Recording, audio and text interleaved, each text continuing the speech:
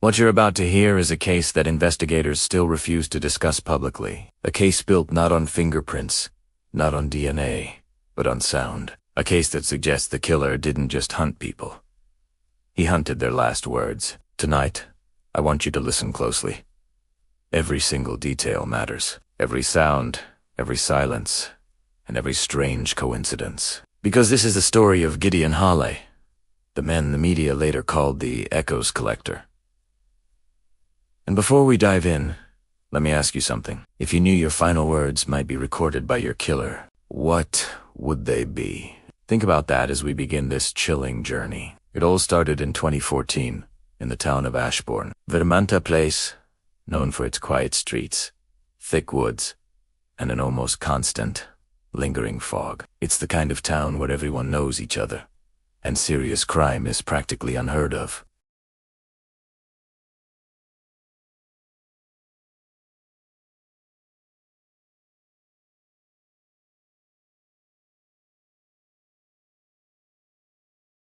The roommate heard Abigail answer, her voice a sleepy, confused whisper.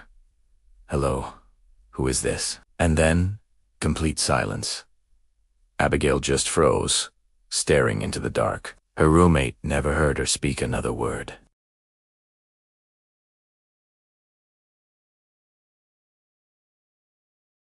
Police examined it, hoping for a clue, a last text, a call log that would lead them somewhere.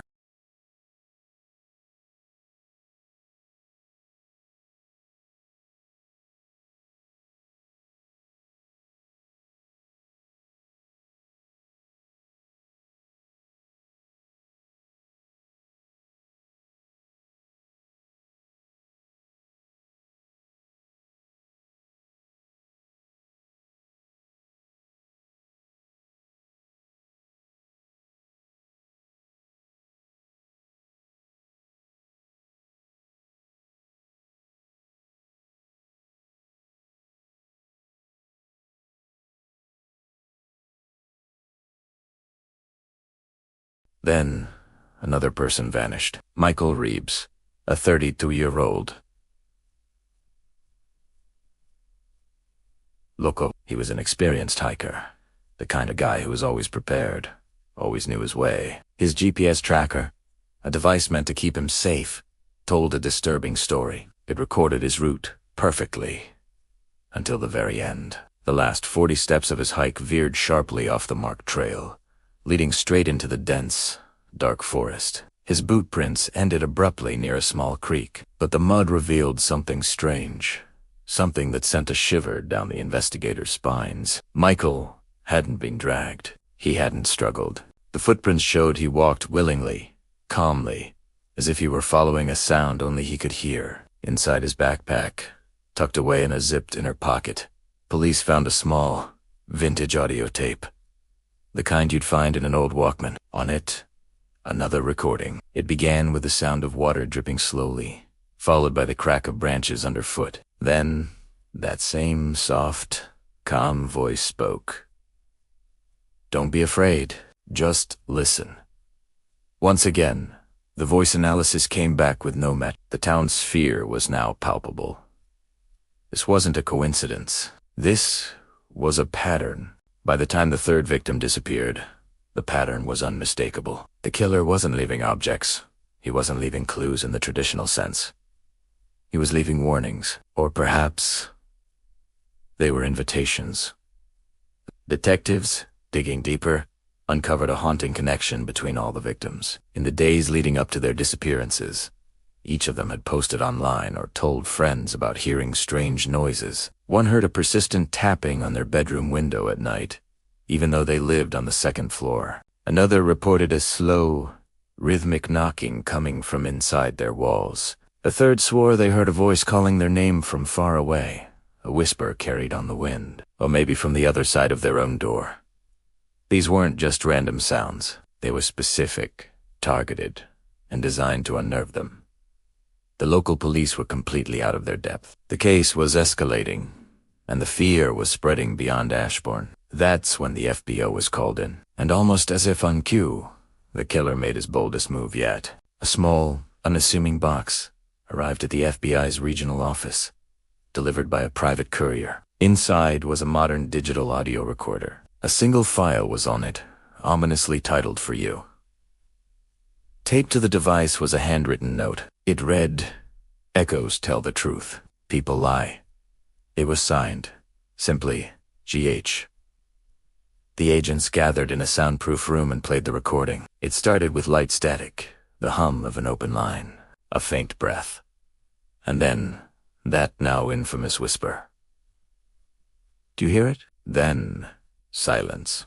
But the FBI's audio experts weren't satisfied. They analyzed the digital file, peeling back its layers, and what they found was utterly chilling. Hidden beneath the main audio, buried under layers of digital noise and barely detectable, were other sounds.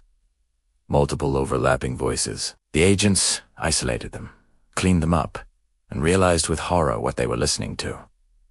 They were the voices of the victims, their final breaths, their last confused whispers, all layered together into a grotesque auditory collage. That was the moment the media caught wind of the story, and the faceless killer was given a name: the Echoes Collector. The investigation was now a massive federal operation. The big break finally came from an unlikely source: a park ranger on a routine patrol in the woods surrounding Ashburn. He reported seeing a man, dressed in dark clothes, with a hood pulled low, calmly placing a small microphone inside a hollow tree trunk. The ranger said the man moved with an eerie grace, almost like a dancer. By the time officers arrived at the location, he was gone. But inside the hollow tree, they found what he had left behind. It was a heavy, rust-covered metal box. Inside were dozens of old cassette tapes, each one meticulously labeled with a date and a set of coordinates. Some of the dates matched the known disappearances in Ashbourne, but many others didn't. The terrifying implication was that the killer had been active for far longer, and in far more places than anyone had realized. The FBI launched the biggest search in the town's history, using the coordinates from the tapes as their guide. They eventually found him, Gideon Holloway. He was inside the skeletal ruins of an abandoned radio tower, deep in the forest. He didn't resist arrest. He didn't try to run. He was just standing there, perfectly still, in the center of the dilapidated structure. He was wearing large, over-ear headphones, his eyes closed, as if he was listening to something profound, something only he could understand. During his interrogation, Gideon Holloway was a puzzle. He spoke in a soft, monotone voice, never raising it, never showing any emotion. He claimed he wasn't killing people. His idea was preserving truth.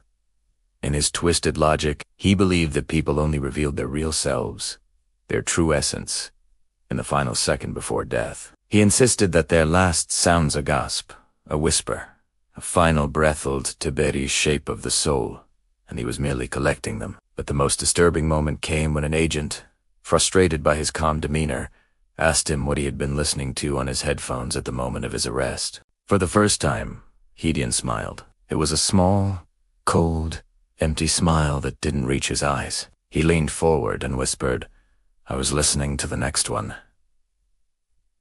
Investigators immediately seized the final tape he had been holding in the radio tower. When they played it back at the lab, a wave of cold dread washed over them. The voice on the tape didn't belong to any of the known victims.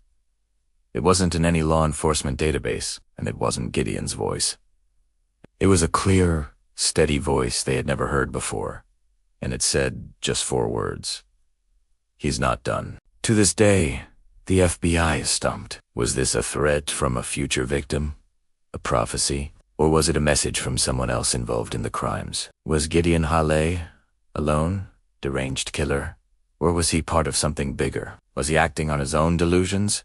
Or was he taking orders from someone or something he genuinely believed he could hear through those headphones? The official case file remains sealed, and that brings me back to you. What is your theory? Do you think Gideon was a mastermind working alone? Or was he just a pawn, a collector following the instructions of a voice only he could hear? Let me know your thoughts in the comments below. Some say the strange echoes around Ashbourne stopped after Gideon Hale's capture, but others, the locals who still live in the shadow of those woods, will tell you a different story. They say that if you go out late at night, when the fog rolls in and the world goes quiet, You can still hear someone whispering on the wind.